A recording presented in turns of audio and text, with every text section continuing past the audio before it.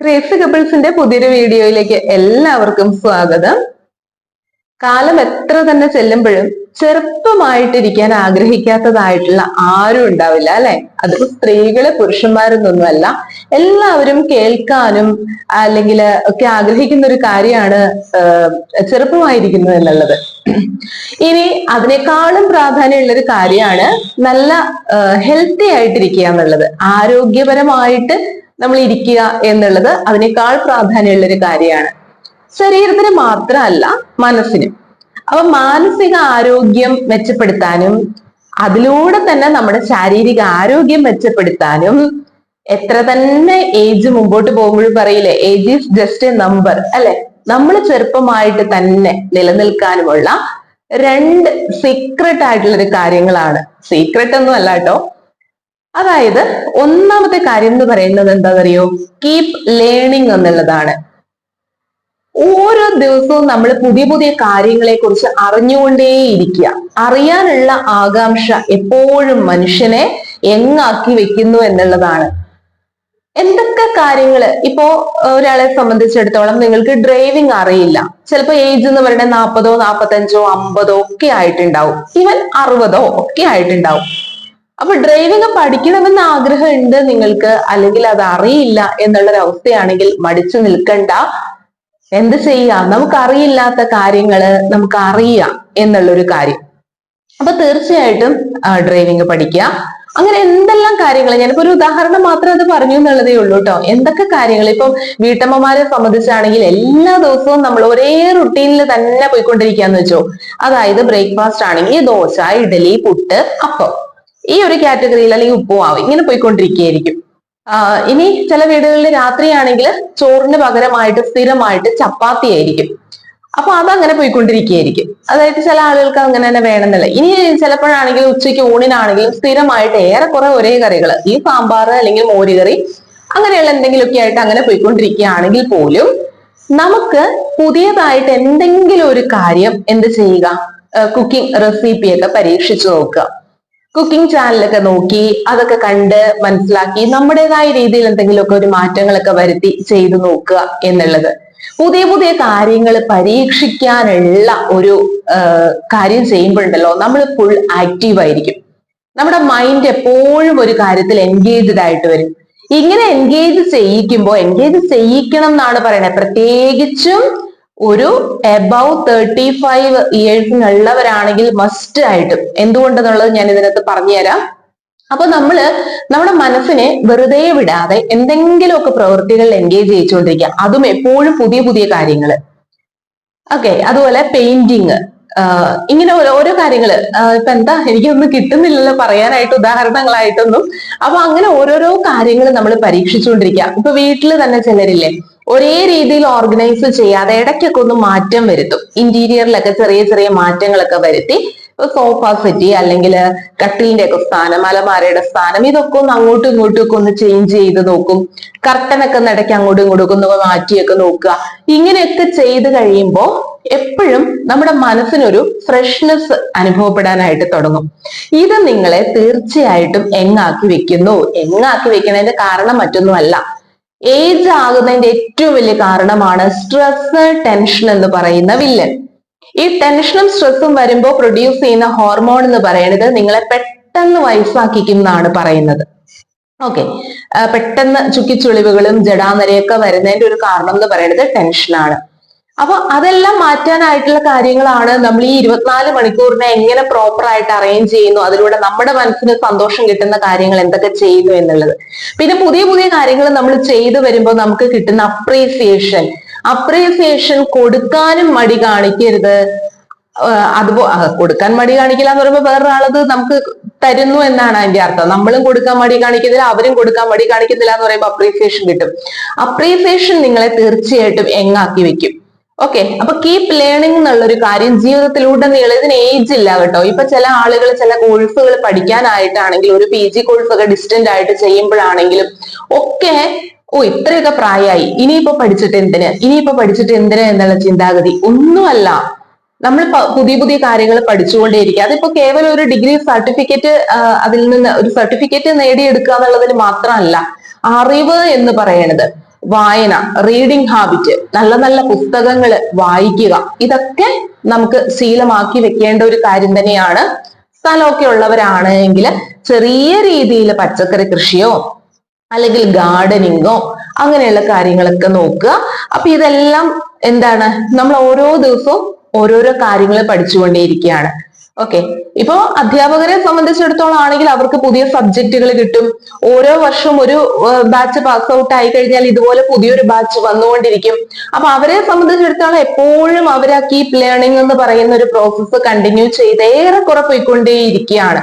പുതിയ തലമുറകളായിട്ട് ചെറുപ്പക്കാരായിട്ടുള്ള കുട്ടികളുമായിട്ടുള്ള ഇടപഴകലൊക്കെയാണ് അവർക്ക് അധികവും വരുന്നത്. വീട്ടമ്മമാരെ സംബന്ധിച്ചാണ് പെട്ടെന്ന് അവർ മുരടിച്ചു പോകുന്നത്. പ്രത്യേകിച്ച് ഒരു ജോലി കാര്യങ്ങളില്ലാതെ വീട്ടിലിരിക്കുന്നവർക്കാണ് ആകെ ഡെസ്പാകുന്നത് കൂടുതലും. മക്കളൊക്കെ വലിയവരായി, ഇനി അവരെ കൊഞ്ചിച്ചിരിക്കേണ്ട ആവശ്യങ്ങളൊന്നും വരുന്നില്ല. അല്ലെങ്കിൽ പ്രായമായിട്ടുള്ള അച്ഛനും അമ്മയുണ്ട്. അപ്പൊ അവരൊക്കെ ആയിട്ട് എന്ന് പറയുമ്പോൾ അറിയാലോ, ആ ഒരു റെസ്ട്രിക്ഷൻ കാര്യങ്ങളൊക്കെ വരുമ്പോ അല്ലെങ്കിൽ ആ ഒരു സമയത്തിന്റെ കാര്യങ്ങളൊക്കെ വരുമ്പോ അവർക്ക് ആണ് പെട്ടെന്ന് ഡെസ്പ് ആവുന്നത്. അവർക്കുള്ള കാര്യങ്ങളാണ് ഞാൻ പറഞ്ഞത്. നിങ്ങൾ എപ്പോഴും ഇതുപോലെ വീട്ടിലാണെങ്കിലും ചെറിയ ചെറിയ മാറ്റങ്ങൾ, റൂമിൽ അറേഞ്ച്മെന്റ്, ഓർഗനൈസ് ചെയ്യുന്ന രീതികൾ മാറ്റി നോക്കുക.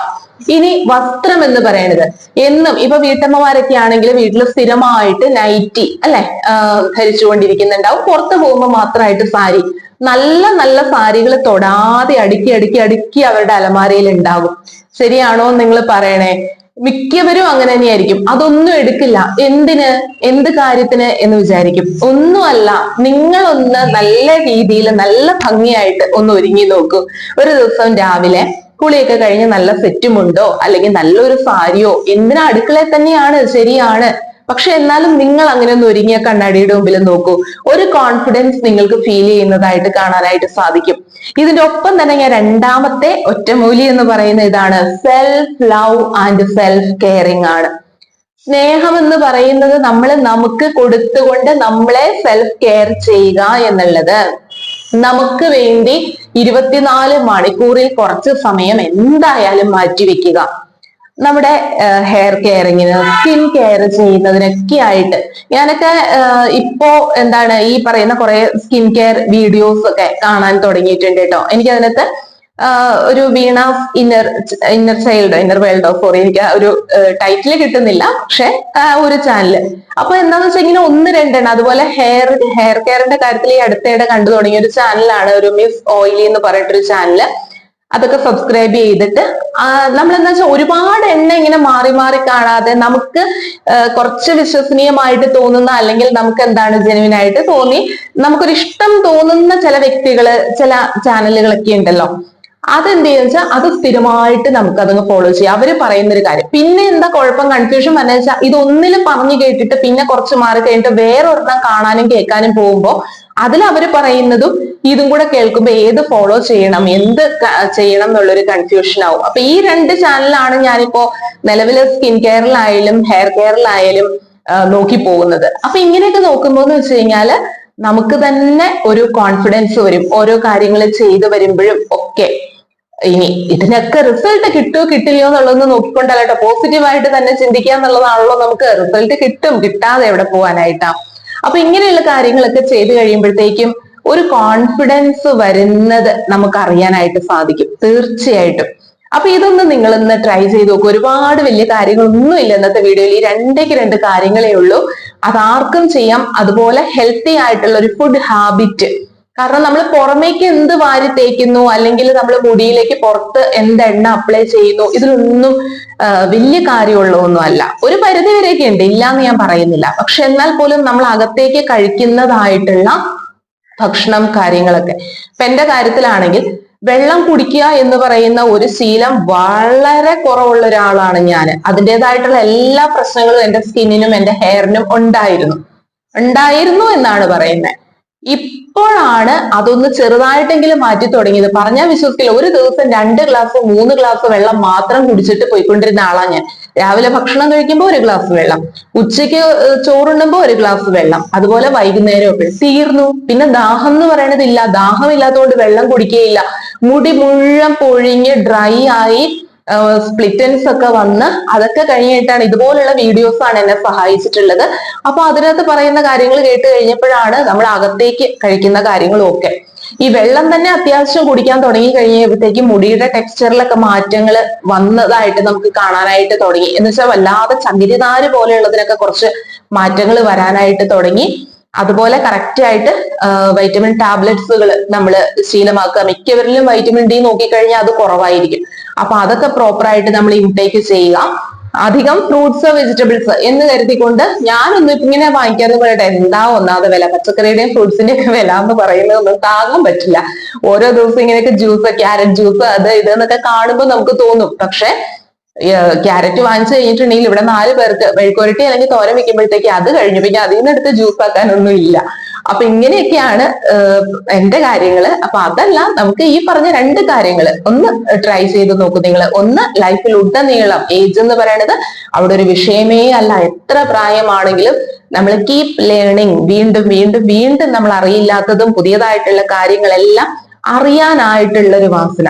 എന്റെ അച്ഛനൊക്കെ അങ്ങനെയായിരുന്നു. മൊബൈൽ ഫോണൊക്കെ കയ്യിൽ കിട്ടിക്കഴിഞ്ഞത് എത്ര ഏജായി പിന്നെ അറിയാം. അച്ഛന്റെ 75 വയസ്സൊക്കെ കഴിഞ്ഞതിന് ശേഷമാണ് മൊബൈൽ ഫോൺ കയ്യിൽ കിട്ടുന്നത് തന്നെ, ടച്ച് ഫോണ്. എന്നിട്ടും ആളതിനകത്തുള്ള എല്ലാ കാര്യങ്ങളും പഠിച്ചു എന്നുള്ളതാണ്. ഗൂഗിൾ പേ ചെയ്യാനായിട്ടാണെങ്കിലും ഒക്കെ അതാണ്. അറിയാനുള്ള ഒരു ആകാംക്ഷ ഉള്ളിൽ ഉണ്ടെങ്കിൽ ആളുകളെ അത് എങ്ങാക്കുന്നു എന്ന് പറയുന്നത് വളരെ കറക്റ്റ് ആയിട്ടുള്ള ഒരു കാര്യമാണ്. ആഗ്രഹം വേണം എപ്പോഴും പുതിയ പുതിയ കാര്യങ്ങൾ അറിയാൻ വേണ്ടിയിട്ടുള്ളത്. അത് പഠിച്ചുകൊണ്ടേയിരിക്കുക. അപ്പൊ keep learning and self love. തീർച്ചയായിട്ടും ഈ സെൽഫ് ലവ് ഉണ്ടെങ്കിൽ ഇനി ഇതിനെക്കുറിച്ച് എനിക്കൊന്നും പറയാനില്ല. 3-4 വീഡിയോസ് ഇതിന്റെ തന്നെയുണ്ട്.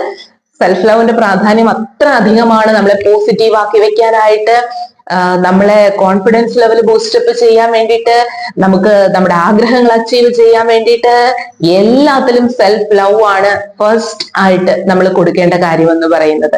അപ്പൊ ഇത്രയേ ഉള്ളൂ ഇന്നത്തെ ഈ ഒരു കുട്ടി വീഡിയോ. അടുത്ത വീഡിയോയുമായിട്ട് നമുക്ക് വീണ്ടും കാണാം. താങ്ക്